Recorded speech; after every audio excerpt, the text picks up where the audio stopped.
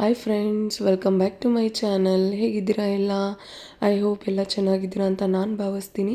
ಇವತ್ತು ನಾನು ಏನು ರೆಸಿಪಿ ಮಾಡಿದ್ದೀನಿ ಅಂತ ನೋಡ್ತೀರಾ? ಇವತ್ತು ನಾನು ತೋರಿಸ್ತಾ ಇರೋದು ಪಾಲಕಲ್ಲಿ ಬೇಳೆ ಸಾಂಬಾರು ಯಾವ ಥರ ಮಾಡೋದು. ಈಸಿಯಾಗಿ 10 ಮಿನಿಟ್ಸಲ್ಲಿ ಆಗೋಗುತ್ತೆ. ಈ ಸಾಂಬಾರನ್ನ ಯಾವ ಥರ ಮಾಡೋದು ಅಂತ ತೋರಿಸ್ಕೊಡ್ತೀನಿ. ಮೊದಲನೇದಾಗಿ ಯಾರೆಲ್ಲ ನನ್ನ ಚಾನಲ್ನ ಸಬ್ಸ್ಕ್ರೈಬ್ ಮಾಡ್ಕೊಂಡಿಲ್ಲ, ಸಬ್ಸ್ಕ್ರೈಬ್ ಮಾಡ್ಕೊಂಡು ನೋಡಿ. ಇದಕ್ಕೆ ಬೇಕಾಗಿರೋ ಇಂಗ್ರೀಡಿಯೆಂಟ್ಸು ತೋರಿಸ್ತಾ ಇದ್ದೀನಿ. ಹಸಿಮೆಣ್ಸಿನ್ಕಾಯಿ, ಟೊಮೆಟೊ, ಕರಿಬೇವು, ಬೆಳ್ಳುಳ್ಳಿ, ಹಚ್ಚಿಟ್ಕೊಂಡಿರೋಂಥ ಪಾಲಕು, ಈರುಳ್ಳಿ. ಈಗ ಮೊದಲನೇದಾಗಿ ನಾವು ಪ್ಯಾನ್ಗೆ 1 ಕಪ್ ತೊಗರಿಬೇಳೆ ಹಾಕೋತಾ ಇದ್ದೀನಿ. ಇಲ್ಲಿ ನಾನು ಕ್ವಾಂಟಿಟಿ ಕಡಿಮೆ ತೊಗೊಂಡಿದ್ದೀನಿ, ನಿಮಗೆ ಬೇಕು ಅಂತಂದರೆ ಜಾಸ್ತಿ ತೊಗೊಳ್ಳಿ. ಈ ತೊಗರಿಬೇಳೆನ ನಾನು ತೊಳೆದಿಟ್ಕೊಂಡಿದ್ದೀನಿ ನೋಡಿ. ಈ ತೊಳೆದಿಟ್ಕೊಂಡಿರೋದು. ಈಗ ಇದಕ್ಕೆ ನಾವು ಹಚ್ಚಿಟ್ಕೊಂಡಿರೋ ಅಂಥ ಈರುಳ್ಳಿ ಮತ್ತು ಪಾಲಕ್ನ ಹಾಕ್ಕೊಳ್ಳೋಣ ನೋಡಿ. ಹಚ್ಚಿಟ್ಕೊಂಡಿರೋ ನಾವು ನೀವು ಸಣ್ಣದಾಗಿ ಇನ್ನೂ ಸಣ್ಣದಾಗಿ ಹಚ್ಕೊಳ್ಳಿ ಬೇಕು ಅಂದರೆ ಈರುಳ್ಳಿ ಮತ್ತು ಪಾಲಕು ಹಾಗೆ ಮಾಡ್ಕೊಳ್ಳಿ. ಇದಾದಮೇಲೆ ಇದಕ್ಕೆ ನಾನು ಸ್ವಲ್ಪ ಬೆಳ್ಳುಳ್ಳಿ ಹಾಕೋತಾ ಇದ್ದೀನಿ. ಇಲ್ಲಿ ನಾನು ಬೆಳ್ಳುಳ್ಳಿ ಒಂದು ತೊಗೊಂಡಿದ್ದೀನಿ. ನಿಮಗೆ ಬೇಕು ಅಂತಂದರೆ ಎಷ್ಟು ಕ್ವಾಂಟಿಟಿ ಬೇಕೋ ಅಷ್ಟು ಕ್ವಾಂಟಿಟಿಯಲ್ಲಿ ತೊಗೊಳ್ಳಿ.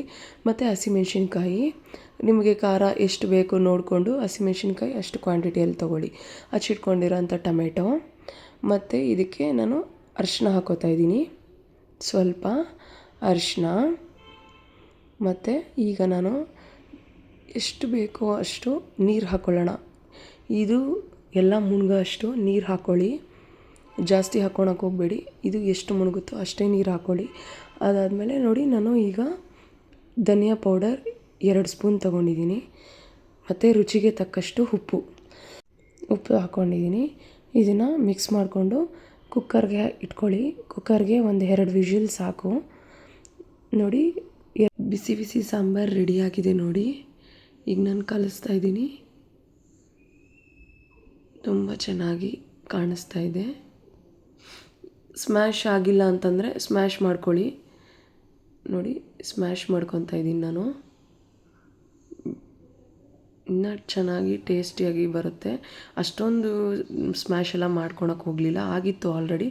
ಸ್ವಲ್ಪ ಸ್ಮ್ಯಾಶ್ ಮಾಡಿಕೊಂಡೆ ಅಷ್ಟೇ. ಈಗ ಒಗ್ಗರಣೆಗೆ ಒಂದು ಬಾಣಲಿಯಲ್ಲಿ ಆಯಿಲ್ ಹಾಕ್ಕೊತಾ ಇದ್ದೀನಿ. ಸ್ವಲ್ಪ ಸಾಸಿವೆ, ಈಗ ನಾನು ಜೀರಿಗೆ ಹಾಕ್ಕೊತಾ ಇದ್ದೀನಿ, ಮತ್ತು ಕರಿಬೇವು, ಮತ್ತು ಒಣಮೆಣಸಿನ್ಕಾಯಿ ಸ್ವಲ್ಪ ತೊಗೊಂಡಿದ್ದೀನಿ. ಎಲ್ಲ ಬಾಡಿಸ್ಕೊಳ್ಳಿ.